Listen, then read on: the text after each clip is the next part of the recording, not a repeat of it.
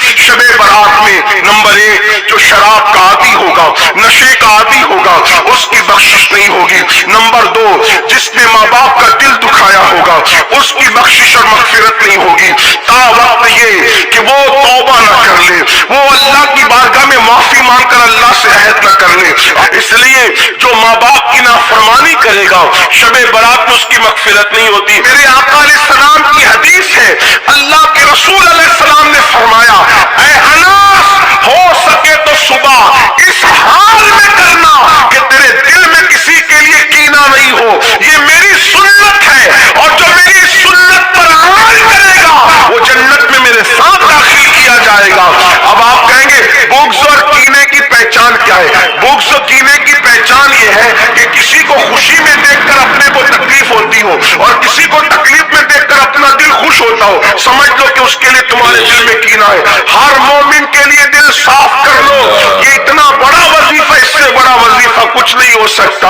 تو جو دل میں بغض کینہ رکھتے ہیں، اگر کسی سے بات چیت بند ہے، کسی سے تعلقات توڑ لیا ہے، کسی رشتہ دار سے رشتہ داری ختم کر دی ہے، جاؤ اس سے معافی مانگو، تم بے قصور ہو پھر بھی معافی مانگو۔ اور یاد رکھنا اللہ کے رسول علیہ السلام فرماتے ہیں جو کسی سے معافی مانگے اور وہ معاف نہ کرے، کچھ لوگ بڑے ترمکھا ہوتے ہیں نا، کوئی معافی مانگنے تو کہتا ہے جا میں تجھے معاف نہیں کروں گا۔ سن لو اللہ کے رسول علیہ السلام نے فرمایا اگر کوئی کسی سے معافی مانگنے آئے اور وہ معاف نہ کرے تو قیامت کے دن اللہ بھی اس کو معاف نہیں فرمائے گا۔ اس لیے کوئی معافی مانگنے آئے تو اس کو معاف کر دیا کرو، اور تم بھی لوگوں کو مناؤ۔ تو ماں باپ شراب کا عادی، ماں باپ کا نافرمان اور دل میں بغض رکھنے والا، اللہ ان کی مغفرت نہیں فرماتا۔ ایک اور سن لیں، اسی طرح کوئی کسی پہ جادو کرے یا جادو کروائے اس کی مغفرت نہیں ہوتی شب برات۔ آج یہ لعنت بھی عام ہو گئی ہمارے معاشرے کے، کسی کا بیٹے پیدا ہو رہے ہیں، کسی کی بیٹی کو اچھے رشتے آ رہے ہیں، کوئی خوبصورت ہے، تندرست ہے، توانا ہے، تو پنڈتوں کے پاس جا کر، مشرکوں کے پاس جا کر، سفلی والوں کے پاس جا کر وہ اس پہ جادو کرتے کراتے ہیں۔ یاد رکھنا اگر تم کسی کو دکھی کرتے ہو کبھی سکھی نہیں رہ سکتے۔ میرے آقا فرماتے البر لا یبلا والذنب لا ینسى والدیان لا یموت اعمل ما شئت کما تدین تدان۔ نیکی کبھی پرانی نہیں ہو سکتی، گناہ کبھی بلایا نہیں جا سکتا، اور بدلہ دینے والے خدا کو کبھی موت نہیں آ سکتی۔ جیسا کرو گے ویسا پاؤ گے، پھر جو چاہو کرو، جو کرو گے ویسا بھرو گے۔ کسی کو دکھ دینے والوں، کسی کو ستانے والوں، کسی کو بیماریوں میں ڈالنے والوں، کسی کو پریشانیوں میں ڈالنے والوں اللہ کے رسول کی شفاعت نصیب نہیں ہوگی۔ جادو کرتے ہو، جادو کرواتے ہو بس اس لیے کہ وہ تکلیف میں رہے۔ مومن کسی کو تکلیف میں ڈالنے کے لیے نہیں آیا، مومن تکلیف سے نکالنے۔ عورتوں میں یہ گندگی زیادہ ہے، کسی سے حسد، بغض، اور میری بھائیں اور بہنیں بیٹھی ہیں، میری بہنوں اپنا کام نہیں، کسی کو دکھ میں ڈال، ہو سکے تو کسی کو خوشی دو۔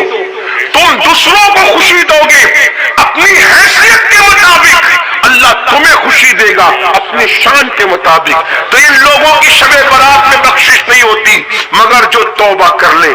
آخری بات، جو توبہ کر، توبہ وہ عظیم عبادت ہے۔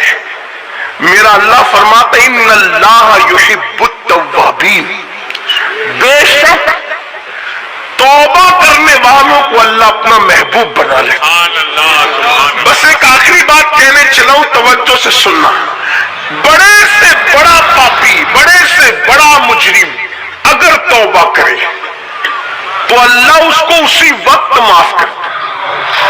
گناہ سے توبہ کرنے والا گناہ سے ایسے پاک ہو جاتا ہے جیسے ابھی اپنی ماں کے پیٹ سے پیدا ہو۔ لیکن توبہ کیا؟ گال پیٹنا توبہ نہیں، کان کھینچنا توبہ نہیں، استغفر اللہ رسمی طور پہ پڑھنا توبہ نہیں۔ توبہ کیا؟ اپنے اللہ سے کہو بہت پاپ کر چکا، گناہ کر چکا، معاف کر دے، پھر دوبارہ اس راستے نہ جانا، یہ ہے توبہ۔ جو ایسی توبہ کرتا ہے خدا اس کو اپنا محبوب بنا لیتا ہے۔ اس سلسلے میں ایک بات پڑھ کے بات مکمل ہوتی ہے، بہت توجہ سے سننا۔ ایک جوان ہے، توجہ، کیسوں نے توبہ کی؟ لوگ کہتے ہیں مولانا ہم تو بہت گناہ کر چکے، زنا کیا، شراب پیا، یہ کیا، وہ کیا، نماز۔ میں نے کہا اللہ کے بندو کچھ بھی کیا، توبہ کا دروازہ اللہ نے کھول رکھا، توبہ کا دروازہ اللہ نے کھول رکھا ہے۔ سچی توبہ کر لو، اللہ سے صلح کر لو۔ ارے میرا اللہ فرماتا حدیث قدسی ہے، جو میری طرف چل کر آتا ہے میری رحمتیں اس کی طرف دوڑ کر جاتی ہیں۔ کسی کے بھی دروازے پہ جا کر اگر اقبال جرم کرو گے، اقرار جرم کرو گے تو سزا ملے گی، لیکن یہ میرے اللہ کی چوکٹ ہے جہاں آ کر کے مجرم اگر سرنڈر ہو جاتا ہے تو اللہ اس کو اپنا محبوب بنا لیتا ہے۔ آؤ اپنے اللہ کی طرف رجوع کرو، اپنے اللہ کی طرف معافی مانگو اپنے اللہ سے۔ ایک جوان ہے، اس کا نام عبداللہ ہے، جوانی کی دہلیز پہ قدم رکھا۔ میں اپنے الفاظ کے جامع میں روایت پڑھ رہا ہوں، یہ واقعہ پڑھ رہا ہوں، دھیان سے سننا۔ میری بہنوں سے بھی، میری بہنوں بے پردہ گھوم چکی ہوں، کوئی غلطیاں ہو چکی ہیں، تم بھی توبہ کرو۔ شب برات تمہارے لیے بھی ہے۔ آج کل کی عورتیں کچن کے اندر گانے سن رہی ہیں، سیریل دیکھ رہی ہیں، باریک اور پتلے کپڑے پہن رہی ہیں، پردہ کرنے شرماتی۔ عورتیں کہتی ہیں مولوی صاحب پردہ تو آنکھ میں ہونا چاہیے، یہ ظاہر کا پردہ کیا ہے؟ میں نے کہا تو سیدہ فاطمہ زہرا سے بھی بڑی آنکھ میں پردے والی آ گئی، معاذ اللہ ثم معاذ اللہ۔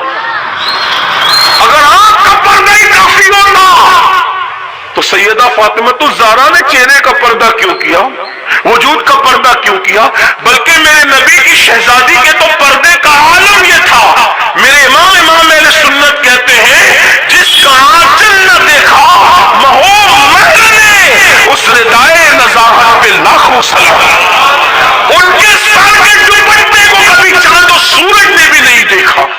سیدہ فاطمہ الزہرا کے پردے کی غیرت کا یہ عالم تھا کہ چاند اور سورج نے بھی ان کے دوپٹے کو نہیں دیکھا۔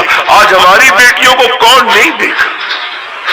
اللہ کی پناہ، جہنم کی راہ نہ جاؤ۔ یہ دنیا 2 دن کی ہے، 2 دن کی چند بہت دن اس دنیا میں نہیں رہنا۔ جسم کا رشتہ روح سے ٹوٹے گا، قبر کی تنگ اور تاریک وادی میں ڈال دیے جاؤ گے۔ اپنے بڑے مکانات پر گھمنڈ کرنے والوں، اپنی دولت پر غرور کرنے والوں، اپنے پیسوں پہ ناز کرنے والوں، اپنی جوانی پر گھان کرنے والوں، میرا اللہ طاقت والا ہے۔ ارشاد فرماتا ہے ان بطش ربک لشدید، تیرے رب کی پکڑ بڑی سخت ہے۔ اللہ جب کسی پہ پکڑ کرتا ہے تو پھر اس کو کوئی بچانے والا نہیں ہوتا۔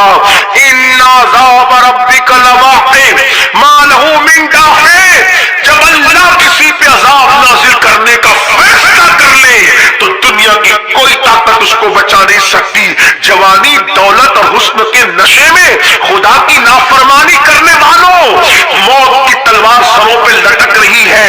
جس دن جسم کا رشتہ روح سے ٹوٹ جائے گا، کوئی نہیں ہوگا، نہ گھر ہوگا، نہ مکان، نہ دکان، نہ پیسے، نہ مال، نہ منال، کچھ نہیں ہوگا۔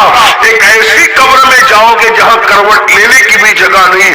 اگر اللہ راضی ہے تو ٹھیک ہے، اگر اللہ ناراض ہے تو کفن بھی آگ کا ہو جائے گا، آگ بھڑکا دی جائے گی۔ مسجدوں کو ویران کرنے والوں آؤ اللہ کی بارگاہ میں توبہ کرو، جرائم کرنے والوں آؤ اللہ کی بارگاہ میں سب